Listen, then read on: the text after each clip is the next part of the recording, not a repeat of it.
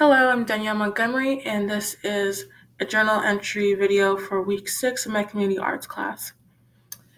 This week we had like 4 guest speakers come in to talk about certain community arts projects they had going on, and the community or the her guest speaker who really resonated with me was Tiana Bowie, who was an artist and made a lot of prints, and she actually made me kind of interested in printmaking. Like I might take a class here at some point because her art was just really beautiful.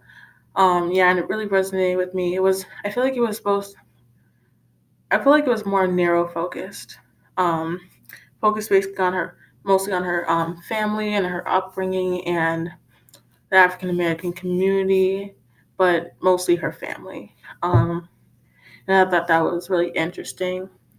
She basically, or I feel like she mostly did most of her work because of her inspiration the inspiration she received from her family growing up, and her uncle, her grandmother, her mother, which I thought was really cool, and it really resonated with me. And I feel like I could also incorporate that into my art because I rarely think about my upbringing, my family, and incorporating that into my art because it's just like really personal.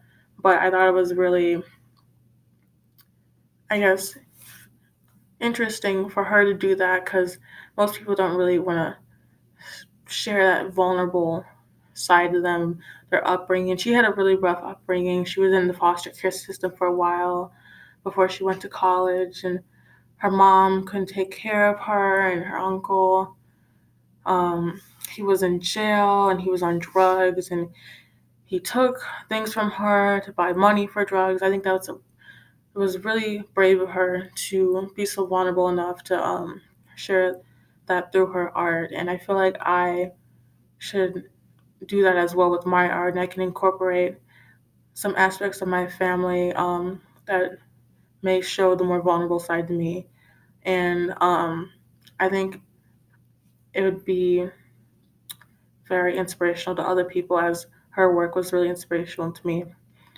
Um, yeah, I really liked her work. We also had a few other guest speakers. Another woman came in and talked about how basically during the summer they would have lots of community art festivals going on downtown in Iowa City, and how it was very inclusive and how they wanted to get more Hispanic people to come on by and be involved within the festivals because um, apparently not a lot of um, Hispanic people would come downtown, and they wanted to change that and diversify downtown festivals and make it more inclusive. That was actually one of their goals. Another woman came in and she talked about her involvement with the choir at the Coralville prison, and how it really transformed her perception of inmates and who they are and what they can do. And they were actually a lot more vulnerable, the inmates, so about sharing their, I guess, passion for music, which is not really common for men. They don't really show, or like, they don't really like to, I guess, embrace passions for things like music and art because they feel like it's not as masculine or whatever. And that's really surprising to see that they would do that or like show all their passion for music and love for singing while in prison. I thought that was really cool. Um, and yeah, basically, students from the University of Iowa would go down to the prison and along with members of the community, and they would sing with them and do songs and concerts. And I thought that was really cool.